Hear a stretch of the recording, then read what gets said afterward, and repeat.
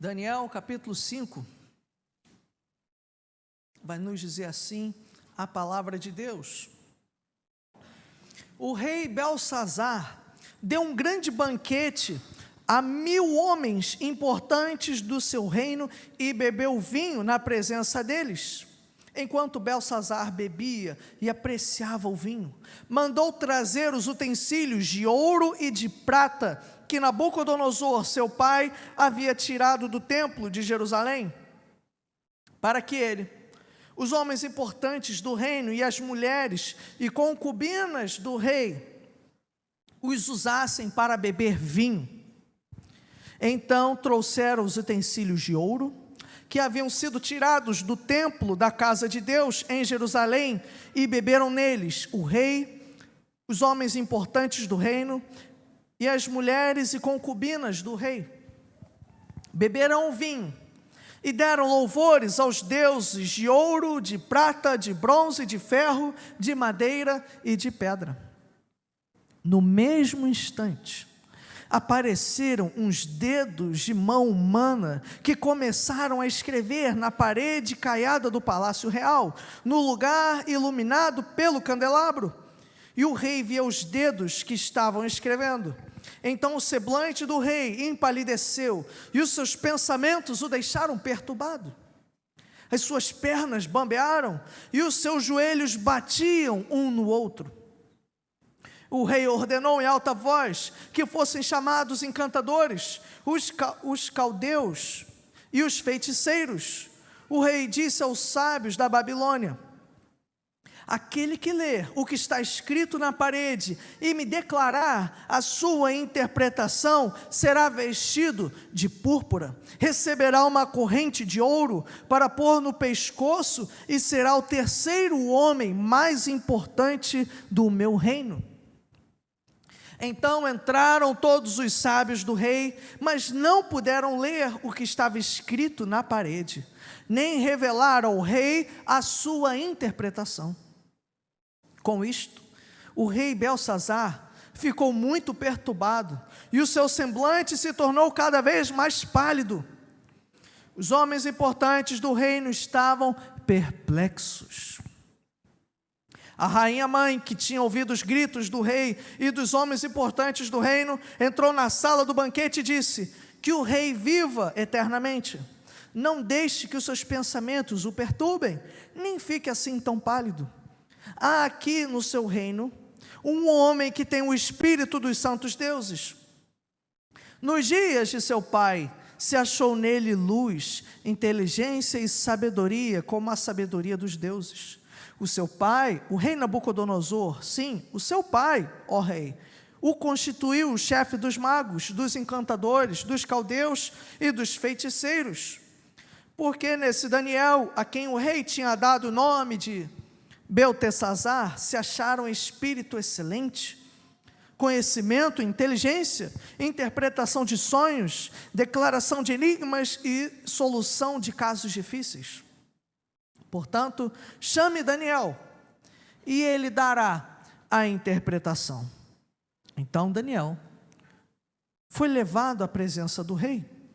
O rei falou com Daniel e lhe perguntou: você é aquele Daniel dos exilados de Judá, que o rei meu pai trouxe de Judá? Tenho ouvido dizer a seu respeito que o Espírito dos deuses está em você e que em você se acham luz, inteligência e excelente sabedoria. Acabam de ser trazidos à minha presença os sábios e os encantadores para lerem o que está escrito na parede e me darem a sua interpretação. Mas eles não puderam dar a interpretação dessas palavras. Eu, porém, tenho ouvido dizer que você é capaz de dar interpretações e solucionar casos difíceis. Portanto, se você puder ler o que está escrito e me revelar a sua interpretação, você será vestido de púrpura, receberá uma corrente de ouro para pôr no pescoço e será o terceiro homem mais importante do meu reino. Então Daniel respondeu e disse na presença do rei: o Senhor pode ficar com seus presentes e dar as suas recompensas a outra pessoa. No entanto, vou ler para o rei o que está escrito na parede e lhe darei a interpretação. Ó rei, o Deus Altíssimo deu o reino a Nabucodonosor, seu pai, bem como grandeza, glória e majestade. Por causa da grandeza que lhe deu, pessoas de todos os povos, nações e línguas tremiam e temiam diante dele. Matava a quem queria, e a quem queria deixava com vida. Exaltava uns e humilhava outros. Mas, quando o coração dele se elevou, e o seu espírito se tornou orgulhoso e arrogante, foi derrubado do seu trono real, e perdeu toda a sua glória. Foi expulso do meio dos filhos dos homens. O seu coração foi feito semelhante ao dos animais, e passou a morar com os jumentos selvagens.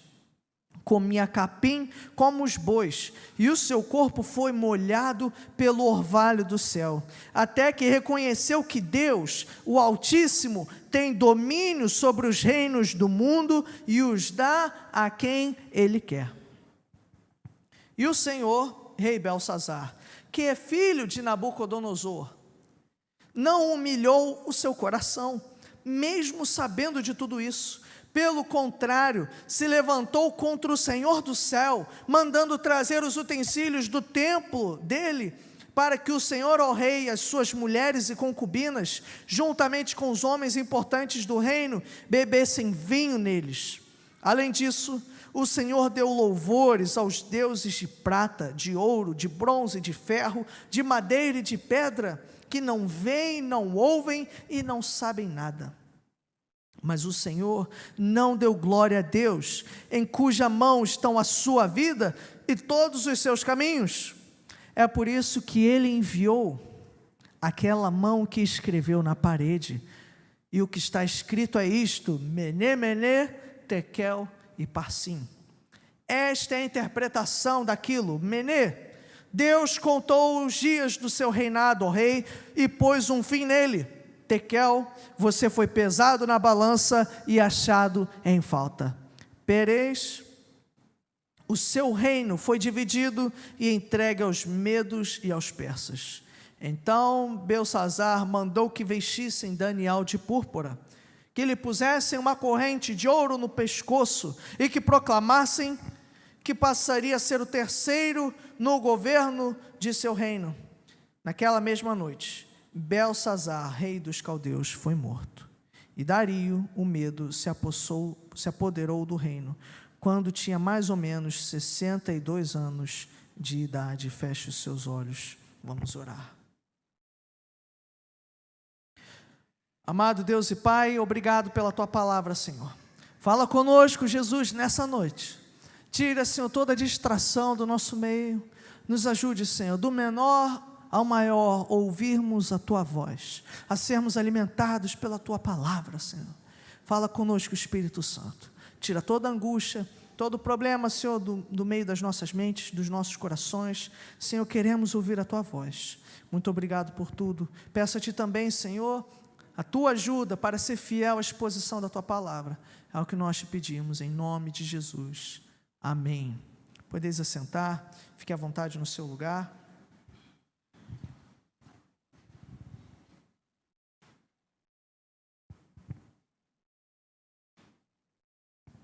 Quantos já ouviram falar do último baile na Ilha Fiscal? Levanta a mão.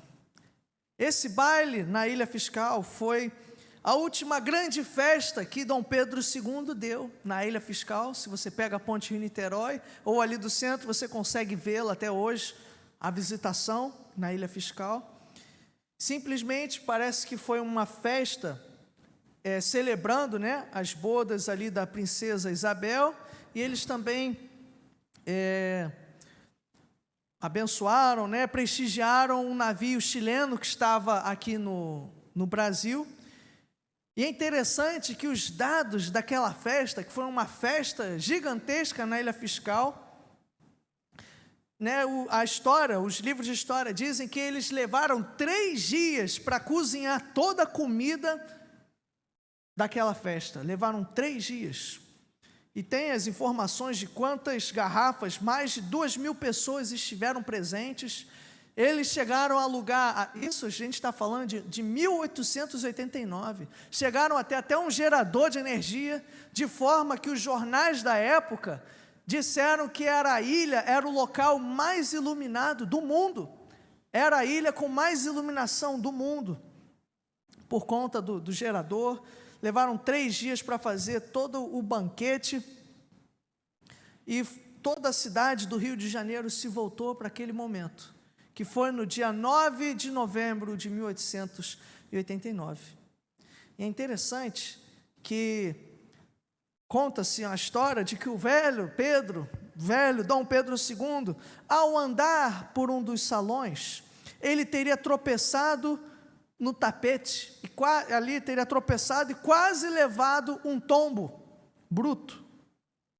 E no momento que ele quase caiu, ele disse: o monarca tropeçou, mas a monarquia continua de pé. E, meus queridos, 6 dias depois, a monarquia caiu. O império caiu e foi declarada a República Federativa do Brasil. E, meus irmãos, muito parecido com esse momento da nossa história, aqui também há um jantar que precedeu a ruína de todo o império. Foi um jantar em que o filho do rei Nabucodonosor fez. Acompanhe comigo. Se você fechou a sua Bíblia, olhe comigo para o capítulo 5. Do verso 1 ao verso 4, nós temos a descrição de como foi essa festa. Era um rei, filho do rei Nabucodonosor, e se você participou desses cultos nas quartas-feiras de novembro e dezembro, você já viu que Deus tratou de Nabucodonosor, Deus o humilhou a ponto de Nabucodonosor confessar a soberania de Deus. Nabucodonosor, que se achava Deus, ele queria que todos o adorassem, ele era orgulhoso e Deus o derrubou. E o rei Belsazar, que foi criado na corte, que presenciou toda a história do rei Nabucodonosor, ao invés de temer a Deus pelo que Deus pode fazer, pelo que Deus fez com seu pai, ele não se intimidou, ele simplesmente fez uma festa, chamou as prostitutas, chamou as concubinas, trouxe as mulheres, trouxe os famosos, as personalidades, botou o vinho, liberou geral, e ele pegou, simplesmente mandou trazer como ponto alto da festa os utensílios que eram para adoração a Deus. Quando Nabucodonosor, anos atrás, invade Jerusalém, ele destrói o templo e ele pega as coisas de prata, de ouro, que eram usadas no culto a Deus. Imagine você chegar num local que está lá tendo forrozão, uma festa, uma bebedeira, uma cachaçada, e você vê no meio disso as coisas da casa do Senhor sendo usadas para essa fanfarra. Simplesmente era isso que aconteceu. E ao pegarem as coisas que eram para o culto a Deus, ele perverteu o uso das coisas sagradas, e não somente perverteu aquelas coisas puras, eles, como quem faz um brinde, ao invés de reconhecerem o Deus soberano, pelo contrário, eles esnobaram do Deus dos céus, eles esnobaram do único Deus verdadeiro, eles louvaram todos os deuses praticamente, deuses da prata, de barro, de bronze, de ferro, de madeira, de pedra. Eles adoraram elementos, mas não Deus verdadeiro. Simplesmente, aqui também nós temos que entender uma outra questão. Quando nos impérios passados um rei derrotava um outro reino, o simbolismo que estava por trás era que o Deus daquele reino, do reino vencedor, era mais forte, era mais poderoso que o Deus daquele que perdeu a guerra. Então, ao pegar os utensílios de Israel e fazer um brinde aos outros deuses, era como se ele estivesse proclamando a vitória dos outros deuses, deuses de prata, de barro, de bronze, sobre o Deus de Israel, festejando. Só que Deus olhou aquela festa e Deus acabou com a farra. Deus simplesmente, do verso 5 ao verso 7, Deus entrou naquela festa, ó, não vai subir ninguém, chega de farra. E aí ele vê mãos simplesmente aparecem e começam a desenhar, começam a fazer inscrições no muro, e veja bem, no lugar iluminado pelo candelabro, ou seja, era uma mão, não era de ninguém, apareceram dedos e começaram a escrever. Não foi no local com sombra, para não parecer que alguém estava por trás da sombra, ou por trás da cortina ali, para pregar uma peça, não, foi justamente no local mais iluminado pelo candelabro, dedos apareceram e fizeram essa inscrição. E agora o rei festeiro, o rei corajoso, o rei orgulhoso, que esnobou do Senhor da glória, ele simplesmente fica pálido, os seus joelhos começam a balançar, a sua pressão começa a cair, ele simplesmente perde a sua moral. E aí ele chama os encantadores, a ponto de que a mulher dele aparece. E por que ela apareceu? Verso 10, ela ouviu os gritos. Então imagine a cena, eles estão lá se embebedendo, né? Parece até que era ano novo, enchendo a cara de cachaça, festejando eles, as concubinas, uma farofa, e a mulher de longe, a mulher dele não estava nem participando da festa, ela ouve os gritos, imagina aqueles homens bêbados, ouvindo gritos desesperados, e não foi uma ilusão de bêbado, porque ela chegou e estavam as inscrições lá, e ninguém conseguia interpretar, ninguém conseguia. E é interessante porque a mulher do rei chega e fala, olha, há um homem que seu pai conhecia, era um homem de Deus, e nele estão os mistérios, ele conseguia decifrar tudo isso. O que dá a entender é que Daniel havia sido esquecido, ela precisou relembrá-lo, daquele jovem lá atrás, aqui agora, já não tão jovem, né, já adulto, que era usado por Deus para decifrar os mistérios da vida, decifrar sonhos e enigmas, e ele havia esquecido Daniel. Então aqui anos se passaram, desde que tudo aconteceu com Nabucodonosor, então ele manda Daniel,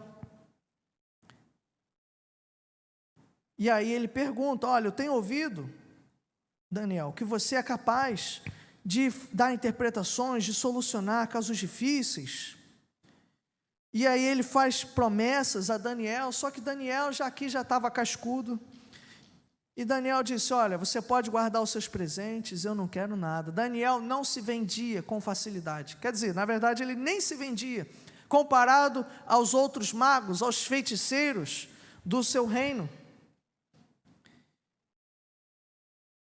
E aí Daniel começa a pregar para ele. Daniel, do verso 17 até o verso 28, ele dá a explicação. Mas ele diz, olha, rei, ele relata tudo aquilo que Deus fez com Nabucodonosor. Nabucodonosor se exaltou por conta do seu orgulho, era um rei muito poderoso, tinha poder para matar, tinha poder para deixar viver, e por conta disso o coração dele se elevou, seu espírito se tornou orgulhoso e arrogante, foi derrubado do seu trono real e perdeu toda a sua glória. Meus irmãos, ele está dizendo, olha, você está fazendo os mesmos pecados de seu pai. Meus irmãos, se há uma coisa que o nosso Deus faz, até os dias de hoje, é derrubar os orgulhosos. Há muitas pessoas que ignoram o Evangelho, que desdenham dos crentes no seu trabalho, ou na faculdade, ou em sociedade, por conta do seu orgulho. É interessante que um dos locais mais difíceis para pregar o Evangelho, sabe qual é uma das regiões mais difíceis para você pregar o Evangelho hoje no mundo? Quem gostaria de dar um chute? Qual é um dos locais mais difíceis para pregar o Evangelho hoje em dia? Você sabe qual é? É o Afeganistão? É a China? Europa. Sabe por quê? Coreia do Norte, eles matam se você pregar. Mas o povo tem fome. Se você pregar, ele ouve, ele recebe. O problema é você pregar. Você pregou, já tem que estar com o sinaf em dia. Porque eles matam. Já leva para campo de concentração. Europa não. Meus irmãos, eu estive na Alemanha e a sensação que eu tive parecia que eu estava num deserto. E olha que eu já andei por regiões áridas do Nordeste, mas eu chegava numa casa de barro, numa casa em que tinha um colchão mofado no chão, mas as pessoas choravam querendo mais da presença do Espírito Santo. E ali num calçadão, na cidade de Colônia, com muito comércio, mas as pessoas vazias. Um pregador em cima de uma caixa, tentando pregar o Evangelho, e as pessoas passavam e nem olhavam na sua cara. Vazia. E até tinha um rapaz, um espanhol, que viajou comigo e minha família, amigo deles, e ele nem era crente, e ele já cansado da sociedade europeia por conta das suas vaidades, porque como eles têm tudo, eles dizem, não me falta nada, eu não preciso de Deus, eu tenho tudo, eu nasci no primeiro mundo, eu sou poliglota, estudei nas melhores escolas, minha família tem dinheiro, minha família tem um sobrenome chique, o que mais eu posso querer? Eu não dependo de Deus. E há muitos lugares na Europa que disputam o posto de cemitério de missionários. Você sabia disso? Portugal já foi chamada de cemitério de missionários. A Itália já foi chamada de cemitério de missionários. Há muitos lugares, cada ano esse posto muda de um país ou outro na Europa. Isso por conta do orgulho. Mas, meus irmãos, Deus humilha os orgulhosos. E aqui o pecado de Beltsazar, Daniel fala para ele, é mais grave, porque não é por desconhecimento da palavra, não. Beltsazar já sabia que o nosso Deus, Ele é fogo consumidor, Ele é um Deus temível, Ele é um Deus justo, Ele executa a sua palavra. E Beltsazar, como filho, viu Deus tratar o seu próprio pai, viu que Deus derrubou o seu pai orgulhoso, viu que Deus lhe prostrou de joelhos para mostrar que só o Senhor é Deus. E mesmo assim, Beltsazar não se deixou intimidar pelo que Deus pode fazer. Beltsazar, ao invés de temer a Deus, ele endureceu seu coração e festejou. Deixa a vida me levar, vida leva eu. Eu não estou nem aí, eu vou festejar, eu vou engrandecer os meus deuses. Ele achou que estava imune ao Senhor dos exércitos. O que Nabucodonosor tratou com esse Deus, Deus tratou com ele. A minha vida não tem nada a ver. E muitos vivem, infelizmente, assim hoje em dia, levando a vida, a sua própria vida, do alto do seu orgulho, pensando no seu contra-cheque, no seu carro, no seu sobrenome, na sua casa, achando que nenhum mal pode acontecer, porque eu conquistei, eu ganhei, eu sou cabeça, não sou cauda, eu não preciso de ninguém, eu não preciso nem de Deus. Mas, meus irmãos, foi justamente no momento em que ele levantou os cálices sagrados e ele louvou todos, menos Deus, que Deus ele não aceitou. Deus acabou com a festa ali mesmo, meus irmãos, porque Deus não divide a sua glória com ninguém. Deus há de julgar os povos.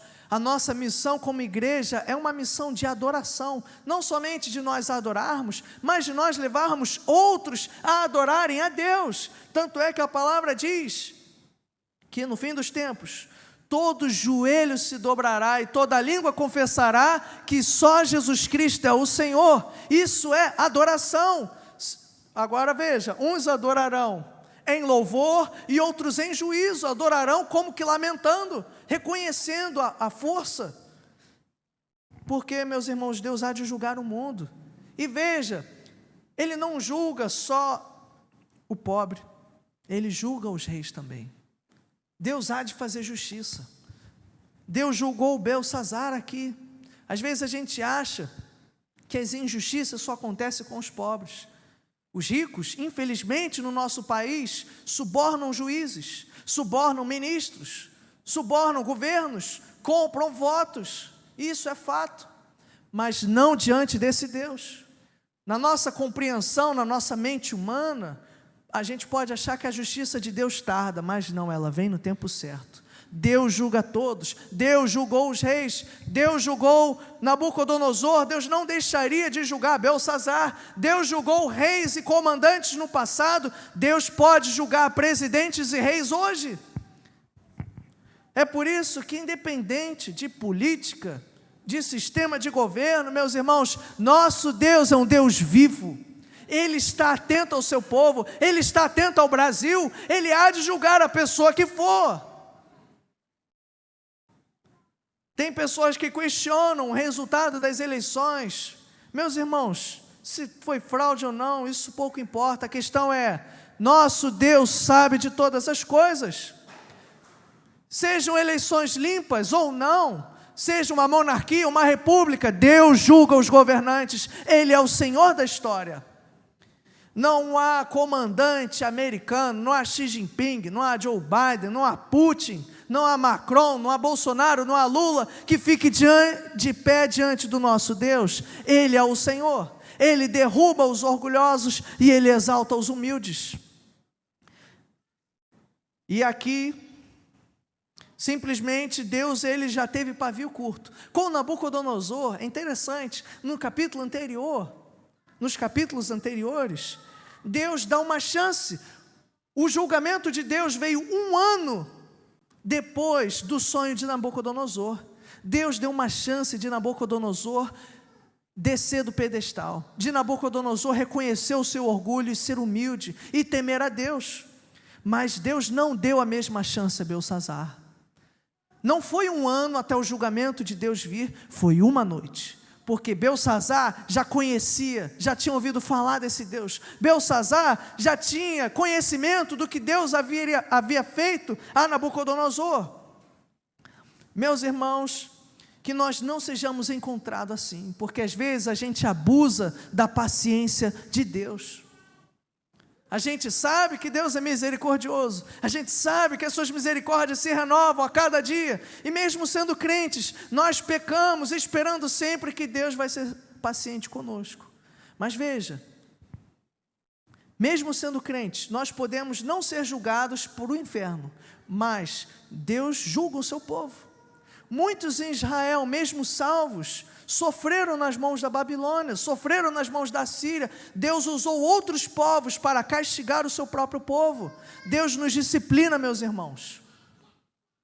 Deus nos disciplina. Que nós não sejamos presunçosos na presença dEle, que nós sejamos tementes, que tenhamos uma vida de santidade, que possamos reconhecer que Deus há de julgar a todos. Os seus olhos estão em todos os lugares. Você pode me ver, ou ver o pastor Gilson, ou ver o pastor Guilherme, os diáconos, talvez uma vez na semana.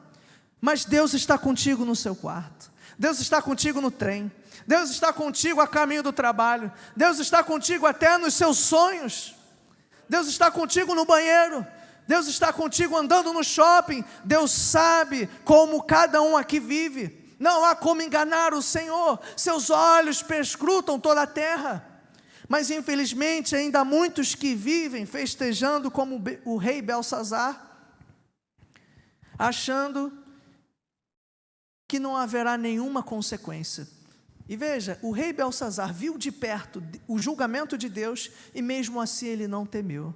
Às vezes de perto, até na igreja ou na nossa família, a gente vê o julgamento de Deus perto, que Deus está passando a vara no meio do seu povo, Deus está colhendo, ceifando os frutos podres e mesmo assim nós não tememos ao Senhor. A gente acha, não, porque ele fez aquilo lá com a Flor de Lis, derrubou o ministério dela, por conta dos crimes, Deus trouxe à tona. A gente acha que Deus traz à tona os pecados do próximo e os derruba, e não com os nossos. E a gente continua levando, às vezes, uma vida de pecado oculta, achando que nada há de acontecer a nós. Meus irmãos, não há nada encoberto que não venha a ser revelado. O nosso rei, o nosso Deus é um Deus tremendo. Aquele rei Belsazar pegou um cálice de vinho e louvou os seus deuses, se julgou superior ao Deus verdadeiro. Mas olhe, o que diz aquela inscrição dos dedos?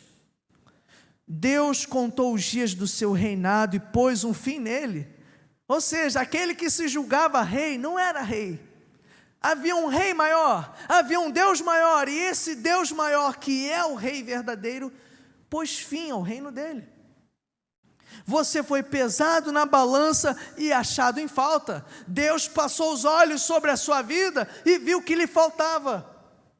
O seu reino foi dividido e entregue aos medos e aos persas. Deus fez o diagnóstico e Deus já julgou. Deus não deu nem tempo dele se arrepender. Deus achou um absurdo o que o rei Belsazar fez e Deus já passou a navalha.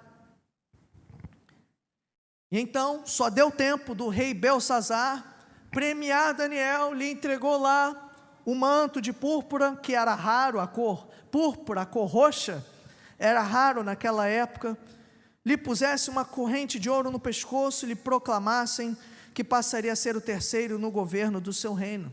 E veja, não adiantou de nada nomear ele ao terceiro no alto escalão, porque no verso 30, na mesma noite, o rei Belsazar foi morto. E agora não mais os babilônios, mas Dario, o medo, se apoderou do reino, quando tinha mais ou menos 62 anos de idade. Belsazar, que esnobou de Deus, passou.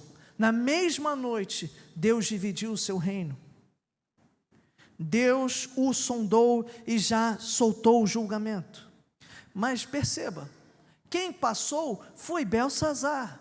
Daniel, que era temente a Deus, que era servo do Senhor, ele foi esquecido por Belsazar, mas lembrado por Deus. Ele que temeu ao Senhor, ao invés de ser cortado, ao invés de ser morto, ao invés de ser esquecido, deixado de lado, mesmo com o novo governante, Daniel continuou lá. Reinos se passaram, Nabucodonosor, Belsazar, mas Daniel, aquele que temia a Deus, aquele que era fiel na presença do Senhor, aquele cujo testemunho andava de acordo com a palavra de Deus, ele continuou de pé. Será, meus irmãos, que o nosso testemunho tem agradado a Deus? Será que temos vivido de acordo com a sua palavra? Porque senão talvez nós passemos assim como Belsazar ou Nabucodonosor. Existem empregos, existem empresas, temos que reconhecer, em que as pessoas ficam de olho, como leões fofoqueiros, procurando brechas para um acusar o outro, para derrubar o outro, para tomar o lugar do outro, para dar uma facada pelas costas. Existem muitas empresas, existem muitos lugares no meio secular que são assim, um tentando devorar o outro. Eu tenho um amigo que o pastor Gilson conheceu, ele foi um pastor, e ele era um policial civil. Deus tirou ele de uma carceragem, levou ele para trabalhar, auxiliar ali os secretários de segurança do governo do estado. Vários governadores passaram por ele. E ele, um homem de oração, ele, um homem calado. E, meus irmãos, vários governadores, ele foi usado para levar a palavra de Deus, até profeticamente. Mas ele viu muita coisa acontecer, um engoliu o outro, um derrubar o outro, mas se ele não fosse sábio, se ele não andasse pela palavra do Senhor, ele não ficaria nem 4 anos ali. Meus irmãos, nós precisamos da sabedoria que vem da palavra, porque é somente pela palavra e pelo evangelho que eu e você vamos permanecer neste mundo. As pessoas que não vivem de acordo com o evangelho não temem a Deus, e nós não podemos andar com elas, meus irmãos. Não podemos aceitar os brindes que louvam os deuses desse mundo, que louvam o dinheiro, que louvam o mérito próprio. Temos que reconhecer a Deus em todos os nossos caminhos. Se hoje você e eu temos alguma coisa, é porque Deus nos ajudou. É porque Deus te concedeu esforço. É porque Deus te concedeu saúde para você conquistar. É porque Deus trouxe clientes. Ore, se você é comerciante, faça um teste, fique um dia sem orar a Deus, e no outro dia consagre a Deus as suas vendas, e peça: Senhor, traga clientes. Pode chover canivete, vai ter cliente batendo na sua porta. Cadê a pipoca? Eu quero comprar. Cadê a loja? Abra que eu quero comprar. Meus irmãos, porque é Deus quem cuida de nós. Só que se nós não vigiarmos o nosso coração pela palavra de Deus, nós vamos botar o nosso nariz lá no teto e achar que tudo que temos e que somos é porque nós somos bons demais. Mas não, meus irmãos, só há um que é bom, e é Deus. Precisamos reconhecer a Deus em todos os nossos caminhos.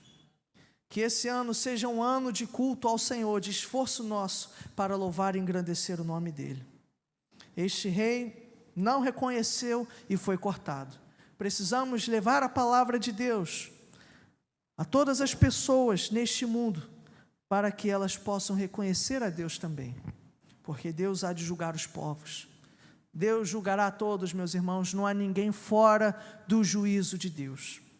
Que nós possamos temê-lo e adorá-lo. Amém? Então vamos orar, feche os seus olhos.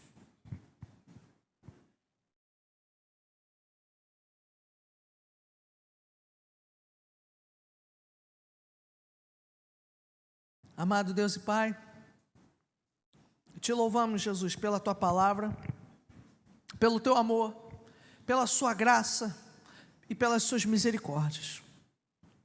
Amado Deus e Pai, sê conosco, Senhor, nessa noite de ceia, nessa noite em que, através deste santo jantar, nós reconhecemos a Sua soberania, a Sua graça, a Sua divindade, a Sua majestade. Renova-nos, Senhor, nessa noite. Nós te bendizemos, Senhor, em nome de Jesus. Amém. Quero chamar os irmãos que nos ajudam.